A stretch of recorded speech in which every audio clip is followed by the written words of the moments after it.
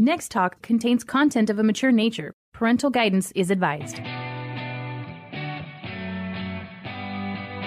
Welcome to nextTalk Radio with Mandy and Kim on AM 630, The Word.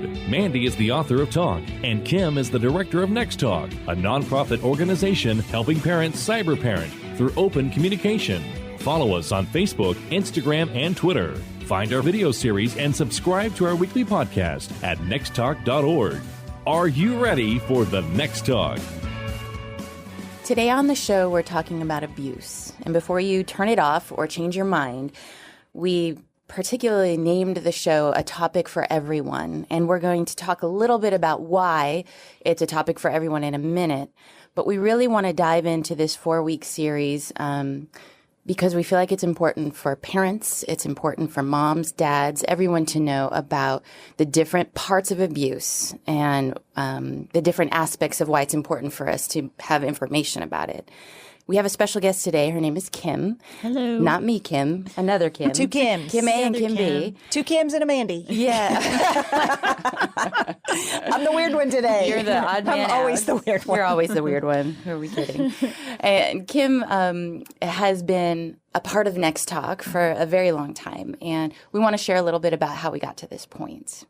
Yeah. Kim, take a minute and introduce yourself. You've been on the radio program before, but just been on the radio your before. husband, how long you guys have been married, how many kids you have, just a brief introduction. My husband and I have been married for 22 years, 23 this summer. I have 3 kiddos. My daughters are 20 and 18, and my son is closely approaching 13. Bless your heart. And he's good at it. He's good. So, yeah, I mean, I've been with nextTalk for a long time now. And yeah, several years. I remember one day, years ago, we all sat around a table at one of our friends' house and were sharing our stories, like our testimonies, like our lifelong, like what's happened to you.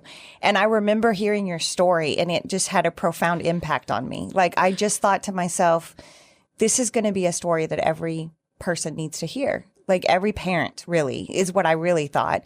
Because for me, I grew up and I had no sexual abuse in my past. I was not a victim and I did not experience it. So I feel like it's not on my radar with my kids. Right. Like, I don't know what to look for. I don't know what the signs are. I don't have this passion to protect my kids from it because I don't know it. right. And so, this is really why we said this is a topic for everyone. Even if you have not been affected personally by this, Right. you need to know how it happens and what it means and how to talk to your kids about it. Yes. And I think we're going to talk about that a lot during the series. I know I'm very passionate about people who do have abuse in their past and how it affects how you parent your children and protecting them. Because when you do have children, you start to see it through a different lens. Mm-hmm. And it changes the way you parent. And so it's also important, I think, for parents who, like you just said, don't have any abuse in their past. I think it's still important to hear these things we're going to talk about because it helps you see how early you can start these conversations and help protect your kiddos. Or your spouse may be the person who has abuse in their past and you do not, and you have to kind of come together on how you're going to parent from each of your perspectives, which was my case because my husband doesn't have any kind of abuse in his past. So, and I think you will be able to attest also to there are people who have been abused in some way, shape, or form. Yes. Who don't even realize it. And so this may be a light bulb moment for them, listening to these shows, hearing some of the stories that you share. We're even bringing in a counselor on the 3rd show to talk about some of those signs and things to look for.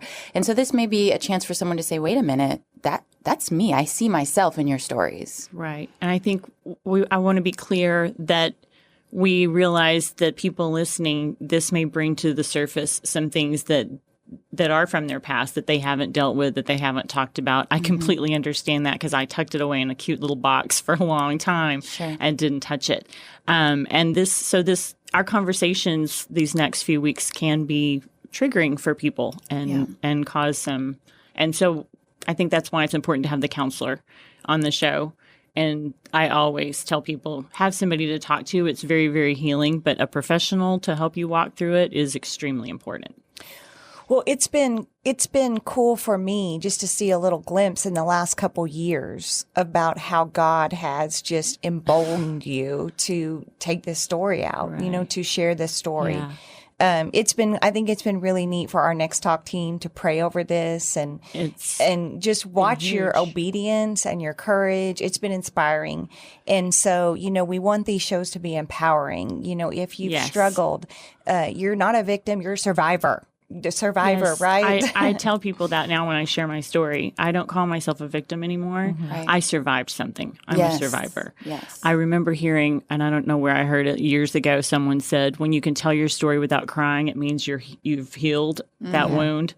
And so being able to do it without crying, I was like, oh, maybe I'm healed. And it's a process to It's go a total forward. process. It's a Doesn't mean I process. don't get triggered. Doesn't mean I don't go right back to that little girl I was years ago at times. But I can share it and from a point of, let me help someone else with this. What can I do to help someone else with this story? We got a lot to dig into lot, on this. yes. There's so much. There's so much because, just saying you're not a victim anymore, you're a survivor. My mind went to, but there's a time that you have to say, I'm a victim. Like you have to own that. And then you have to walk through that. It's a process And all then the time. Yes. And it's not just sexual abuse. I think anyone who's suffered any kind of abuse, any kind of trauma, anything like that you're healing from, it's the same kind of feeling. You can always be taken back there to that place very easily. That's why I think that's one of the things we're going to talk about is how to know what triggers you and how to handle it. Absolutely. Well, we said that this is a show for everyone. We want to start out with some statistics so you guys can really understand the scope of what we're talking about here. These statistics are from the CDC. 1 in 3 women and 1 in 4 men experience some sort of sexual abuse involving physical contact during their lifetimes. That number is staggering because that is also just the amount of people reporting. I mean, I think about the people who haven't reported or don't even realize it's abuse. Every time I hear those statistics, I always think it's more. I know it's more because there's so many that don't say anything. And it says normally 1 in 8 who reported it occurred before the age of 10. Okay, so it is starting early. And we are actually seeing this more and more. I kind of feel like the research isn't keeping up because kids are so much seeing pornography that it's playing into this. I mean, we've got child-on-child sexual abuse happening now. Where before it was more adult-on-child.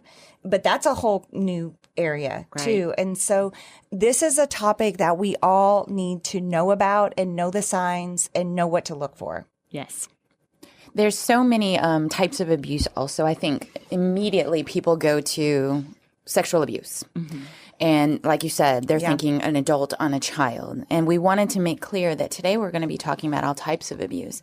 We're going to be sharing your story, Kim. Well, you are. We really appreciate you being brave to open up and share what you walked through. But this process of bringing it into the light is something that you have to go through no matter what type of abuse that you have experienced or no matter what type of abuse we're talking about protecting your kids from.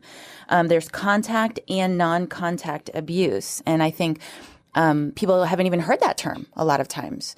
Right. I think people immediately, you think of the touch, the contact. I think of rape, assault. That's where I go in my mind. And that's one other thing that I know the three of us have had this conversation about the word abuse. It has a very negative connotation. You automatically think, like you just said, rape, something violent. And I think, I know for me in my experience, as I got older and did hear the word sexual abuse, I minimized my own abuse because I didn't get sent to the hospital. I wasn't bloodied and bruised and it wasn't violent. So I think it's real important for people to understand that sometimes abuse feels good. Yeah. And that's even more confusing for a child to understand that it's something wrong that's happening to them. I think you get that feeling of something's off, something's not quite right, but I don't know how to put my finger on this. And grooming is a whole nother aspect of this. But yeah, the abuse, the word is difficult. So in a child's mind who is being abused, maybe they've been manipulated by someone they know. I think that's often the case, right? And then the touch feels good. right. because it's a biological thing for certain things to feel good. Right. And so then when a parent says, watch out for child abuse or abuse. Right. Or is someone hurting you? Don't let anyone hurt you. The kid is thinking, well, that's not hurting me because this is my coach or this is my pastor who I adore. Or a family member. And it feels good when they touch me. So they're not equating that is abuse. Right. Because in their mind, abuse is violent and awful. And it can be, though. It can be all of those things. It's just understanding how to talk about it or how to question a child, I think, is a very different thing. Like understanding that a kid's brain doesn't wrap around the word abuse or hurt or anything when what they're dealing with may feel good and someone's that they trust and feel safe with and love is touching them in a way that they don't understand. They've been manipulated, but they don't process know how to, it. They don't know how to label it. Right, exactly. The reason we do everything here is to protect kids. And so by sharing your story and by us going into, especially in our fourth show in the series, we're going to talk about what some of those conversations look like. And you're also going to share what those look like with your kids. And we want to give you some real tangible tools so that you can ask the right questions. You can know what to look for. And then it's not just this kind of open conversation. We really are going to dig in and give you some specific things to know so that you have tools to help your kids. Right. So we talked about contact and non-contact, and I feel like we kind of covered the contact. Can we talk about the non-contact? I was going to say, we didn't really get into that. I know when we started talking about this, for me, I don't have this past, and so I had a lot of questions about this. Well, what do you mean non-contact? Right. Explain this to me. And I think a lot of people feel that way. Like, I didn't really think of non-contact abuse being a thing for a long time. But anytime a child is shown a pornographic picture or video or told explicit stories with sexual details, anything like that is also a form of abuse that's called non-contact abuse.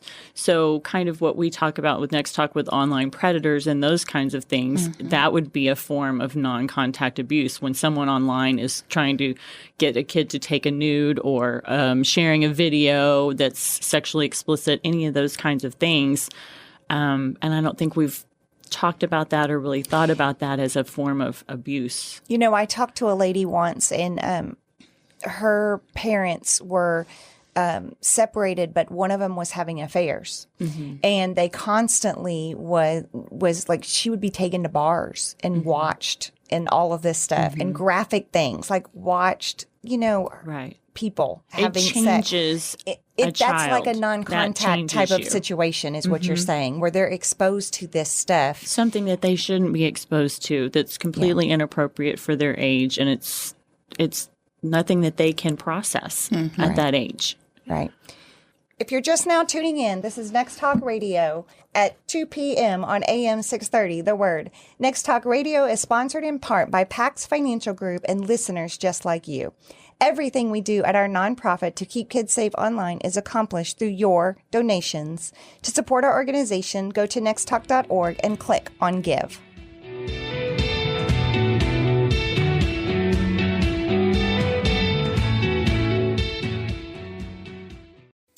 There's big news if you are an investment client of USAA. Just recently, USAA announced that a Cleveland, Ohio corporation has entered into an agreement to purchase USAA Asset Management. They have always been an exceptional organization and will continue to serve our community well. But if you are considering a change, this might be the right time to look at San Antonio's Pax Financial Group. 210-881-5700, paxfinancialgroup.com. Investment advisory services offered through Pax Financial Group.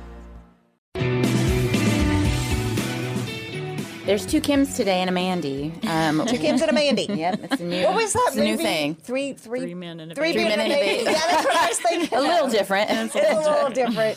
Two Kims and a Mandy. We're diving into a 4-part series on abuse, and we have Kim here because she's going to be sharing her story with us. We started out today talking about the different types of abuse because there's contact abuse, non-contact abuse.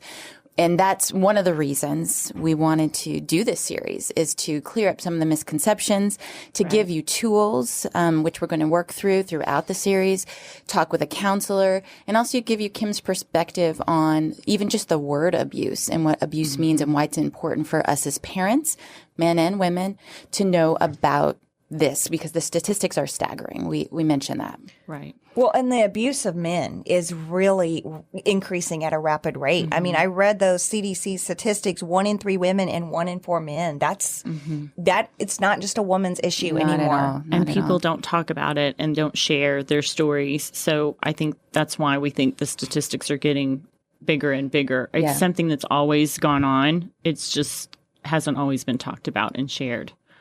So, Kim, let's dive into your story a little bit. Okay. We want to hear from beginning to end. Share with us about what happened with you. I was sexually abused when I was elementary school ages. It started in like early elementary school. As an adult, I remember looking back and having to remember what school I went to or what house we were living in at the time to try to figure out like The age, the time frame. ranges. It was someone I trusted. It was someone I had been taught was safe and someone I was to love. And grooming was very slow and made me feel special. And let's play this game because I love you and those kinds of things. I also want to mention bad situations can happen in places that seem very safe.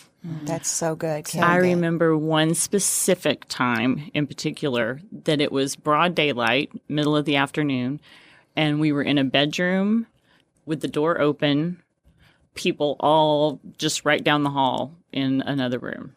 So I think a lot of times we think of sexual abuse happening in the dark, scary Yes. places or with the scary-looking stranger. Yes. This was not, I think a lot of abuse happens in places where you, because it doesn't really send off any warning signals.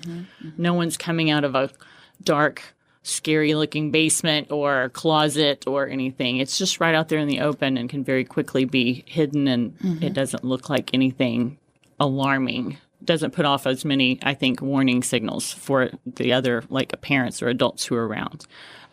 So that's kind of how my story went. And when I was young, I didn't tell because I didn't, like we talked about earlier, I didn't have the words. I didn't have the language. I didn't have an understanding of what this was that was happening. Again, it was someone I trusted and felt safe with. I remember feeling like maybe something wasn't right. Like I remember that feeling of I didn't want anyone to catch this happening or because I felt like I was going to be in trouble for doing something wrong. I remember getting the talk from my mom, my sister, and I both about being young ladies and sitting a certain way in a dress, and you're too old to, sprawl out on the floor if you're wearing a skirt, those kinds of things, and thinking, okay, I don't want to get in trouble for doing something wrong. And then when I finally did open my mouth and talk about it was with my best friend at the time in elementary school. And I said... So what grade? 4th, or what are you thinking about that time? I think I was probably by that time was like 4th grade. I was Okay. getting older, and it was kind of something that was kind of tugging at me, making me think, okay, something's not right here. So this had probably been going on. It had been going on for a while, yes. And I was never the kid to keep a secret, which is really weird. I was a Interesting. talker. That's good to know, though. That's for why you fit parents, at Next Talk. Like that's seriously, I was like the informer in my house, who is now my son in my house. But I was that kid who just couldn't wait to tell whatever the big news was or the story or blab all about my day when I got home. I was a talker. So parents, we need to take alert of that. Yes, I But just I had think a that's mom a say good- that the other day. She said, I don't have to worry because my daughter is the talker. And she tells me Right. everything. So I know she would never keep a secret. So that is so important Yes, to say that. but I was the talker, and I had a very big secret. Wow. And I still hate the word secret. Yes. But and I know we're going to talk some more about safe secrets and unsafe secrets. But in this, I think I do need to say, a person that you trust who asks you to keep something secret, that can make that person no longer a safe person. I think parents need to share that with children. Because had I known at that early age, okay, this is someone I trust and I love, but there's this secret here that I think I need to tell people about. You know what I mean? Like I didn't have the language. So I ended up telling my best friend. And I think I said something to the point of, well, it's like I'm his girlfriend, but he's so much older. Like, it didn't make sense, because by that time there were little boys and girls that would be girlfriend and boyfriend. And you're just on the playground with this girl, right? I'm just on the playground chatting, trying to let this out. Because, like I said, I was the talker holding on to a secret. So it was trying to burst out of me. But someone I felt safe with. Yeah. She was my best friend. And I will never forget, she was so matter of fact and not shocked at all by what I had said. And she said something like, oh, you mean like when they take you into this room and ... And she had experienced a very similar thing. So I remember in my little kid mind going, oh, well, that happens to everybody, so this is normal. And I stopped talking. I remember the first time you shared that with me, and I was speechless. Like, I was like, that breaks my heart in so many pieces. Right. That you have, I'm just picturing two little girls in the playground, and this is their normal. About sexual abuse. And they don't even know that that's what it is. And it's normal to both of them because it just breaks my heart. Right. So in that moment, that was my kind of like, oh, okay. So this little feeling in me that's feeling like something's off. Same thing happened to my friend. So this must happen to everybody, or everybody has these girlfriend, boyfriend relationships like this. And so I didn't talk about it.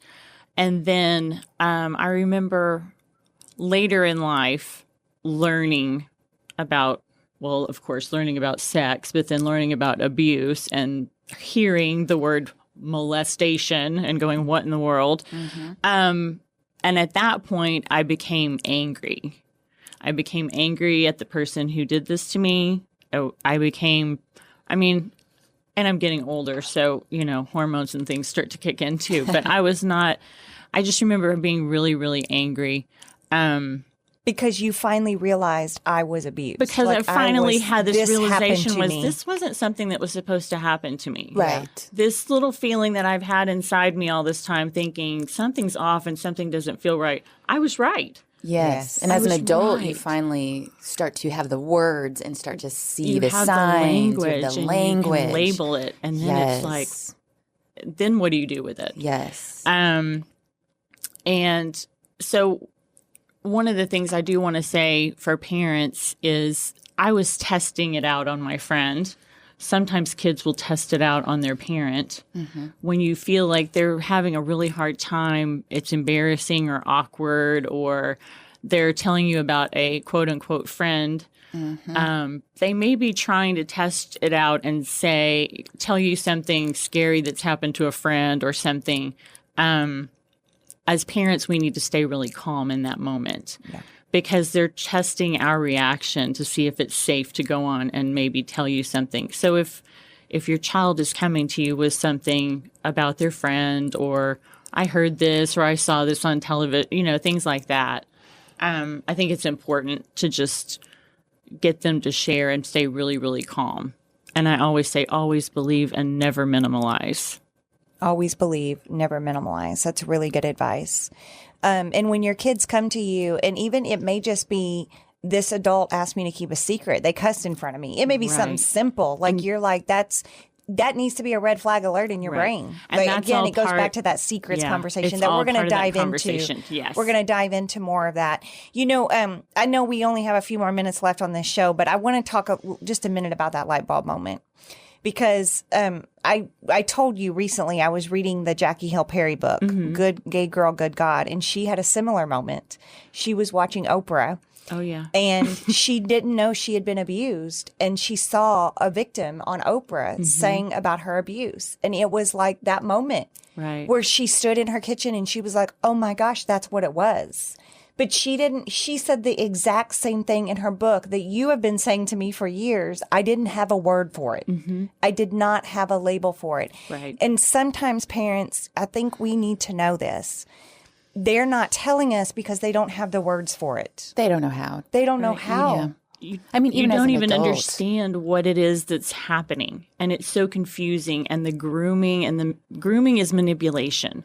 You are being manipulated to feel like this is okay, or I love you, or whatever it is that the abuser is saying or doing to convince the child that this is okay or to keep the secret. There's so many things there that your child brain just cannot process. Well, and there's long-lasting effects of that into adulthood. I mean, that even as an adult to process that and be able to communicate it effectively. Exactly. It's a long journey. We're going to dive more into your light bulb moment. We're going to talk about how this has affected you as a mom, parenting, what that looks like for you, what that has looked like too. It touches on everything, all relationships. Part, right? Yeah. Thanks, Kim, for being with us today. Thank you for having me. Thanks for joining us on Next Talk Radio with Mandy and Kim on AM 630, The Word. You are not alone trying to figure out how to parent in this digital world. We are here with practical solutions to help you. Follow us on Facebook, Instagram, and Twitter. Find our video series and podcast at nexttalk.org.